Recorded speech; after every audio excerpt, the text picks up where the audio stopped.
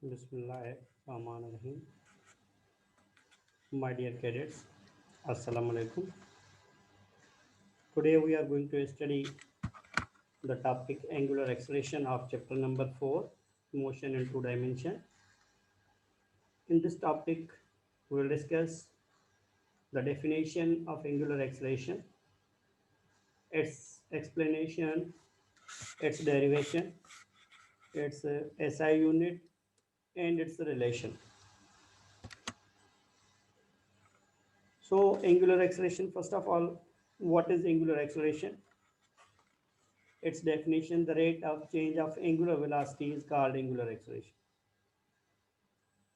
हमने पिछले वाले लेक्चर में एंगुलर वेलोसिटी जो है वो पढ़ी थी, the rate of change of angular displacement. तो आज हम एंगुलर एक्सेलरेशन पढ़ रहे हैं। तो the rate of change of angular velocity, जैसे हमने मैकेनिक्स में पढ़ा है कि डिस्प्लेसमेंट, वेलोसिटी और एक्सेलरेशन। वेलोसिटी जो होती है, लीनियर डिस्प्लेसमेंट जब किसी टाइम के साथ चेंज होती है तो उसको हम कहते हैं लीनियर वेलोसिटी। अब इस कंडीशन में यहाँ पे क्योंकि एक कंडीशन जो है वो मुख्तलिफ है, ऑब्जेक्ट सर्कुलर पाथ में रिवॉल्व कर रहा है, जिसकी वजह से हम उसकी एक्सेलरेशन को एंगुलर एक्सेलरेशन कहते हैं। तो एंगुलर वेलोसिटी जब किसी भी टाइम के में चेंज होगी, हम उसे कहेंगे कि object possess angular acceleration. Another definition of angular acceleration is that angular acceleration, also defined as, it is the change of angular velocity of a particle in unit time. When the object possesses circular motion is known as angular acceleration. जब कोई भी object circular motion में revolve कर रहा है किसी भी velocity के साथ, अब वही वेलोसिटी जब किसी यूनिट टाइम में चेंज होती है तो हम उसको कहेंगे कि वो ऑब्जेक्ट एंगुलर एक्सेलरेशन जो है ना वो पोजेस कर रहा है।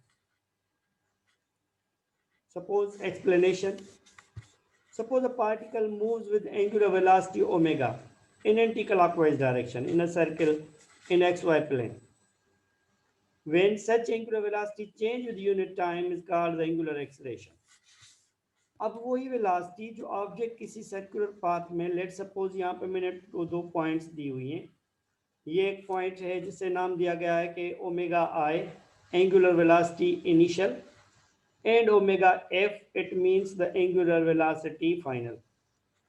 अब जब ये एंगुलर वेलोसिटी किसी टाइम के में चेंज हो, T I and T F, initial पे हमने जो टाइम लिया है वो इनिशियल टाइम है जिसको हम कहते हैं T I means initial time, और फाइनल वेलोसिटी पे जो हमने टाइम लिया है जिसको हम कहते हैं टी एफ।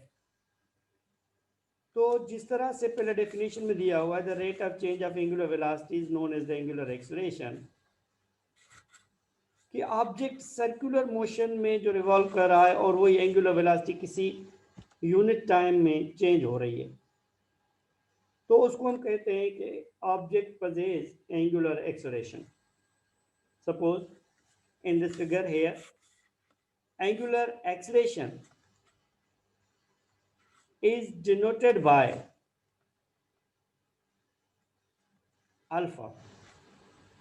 एंगुलर जो एक्सेलरेशन होती है वो डिनोटेड होती है अल्फा के साथ, और यहाँ पे हम कह सकते हैं कि change in angular velocity with unit time.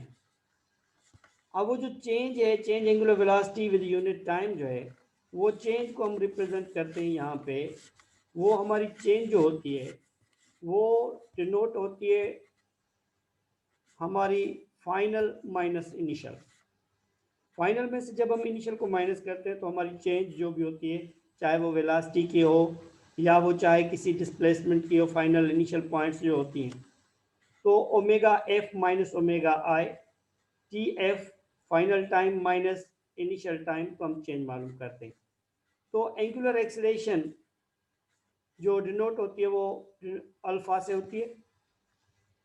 Change in angular velocity upon change in time, it means when angular velocity of the body changes with unit time, that is called the angular acceleration.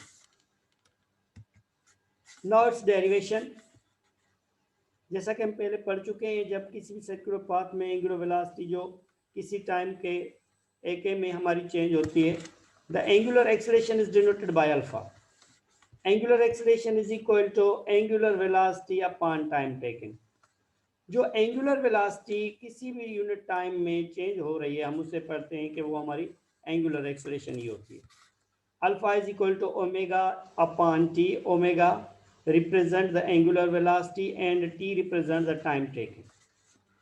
So this is the derivation of angular velocity. Alpha is equal to omega upon t.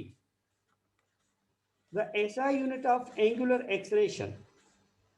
Angular acceleration का SI unit क्या होगा? हम कोई भी unit SI unit जो है वो draw करते हैं उसी डेरिवेशन में से जो उस क्वांटिटी की डेरिवेशन होती है. जिस तरह से यहाँ पे अल्फा की डेरिवेशन है, alpha is equal to omega upon T, तो हम यहाँ पे हमने वही चीज रिप्रेजेंट की, alpha is equal to omega upon T. Now alpha is equal to the SI unit of omega is radian upon second, and here the time again second. So radian upon second, ये हमारी जो derivation बनेगी, alpha is equal to radian upon second square. So radian upon second square is the SI unit of angular acceleration. या normally हम इसको लिखते हैं alpha is equal to radian upon second square. अगर हम इसे डिग्री में रिप्रेजेंट करना होता है तो alpha is equal to degree upon second square. ये इसका SI यूनिट हो जाएगा.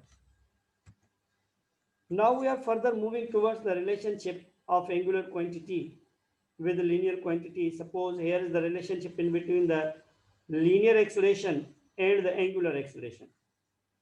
As from the derivation of angular velocity, हम जब कोई रिलेशन शो करते हैं तो हम वो जो हमारी डेरिवेशन होती है जो पहले वाली, उससे हम लेते हैं. जिस तरह से हमने एंगुलर वेलोसिटी में जो रिलेशन लिया था लीनियर वेलोसिटी का, हमने यहाँ पे वो डेरिवेशन दी हुई है जो हमारे प्रीवियस लेक्चर में थी. v is equal to r into omega.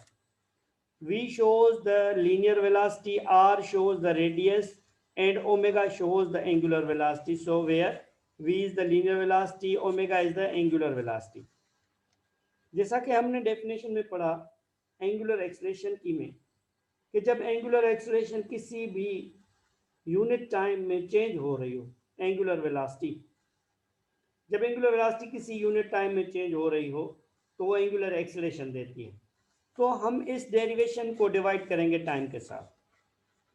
Dividing by T both sides we get v is equal to r into omega, divide both side by t, v upon t is equal to r omega upon t.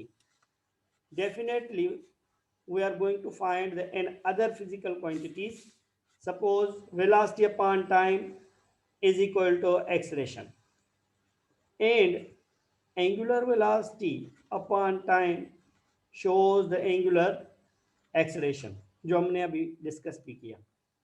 तो अब हम ये जो value है हमारे omega upon T जो angular acceleration के बराबर है, और लीनियर वेलोसिटी अपॉन टी जो हमारी लीनियर एक्सेलरेशन के बराबर है, हम इन वैल्यूज को सब्स्टिट्यूट करेंगे. v upon T is equal to a, and here is equal to sign remains same, radius remains same. Angular velocity upon time जो हमने अभी डिस्कस किया, angular velocity upon time represent the angular acceleration.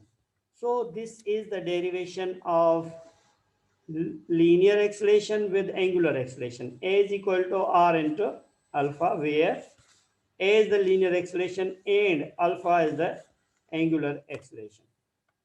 So this is the relation in between linear acceleration and angular acceleration. My dear cadets, this is all about our today lecture, and thank you very much. इंशाल्लाह एक और lecture के साथ दोबारा हाजिर होंगे. Thank you very much.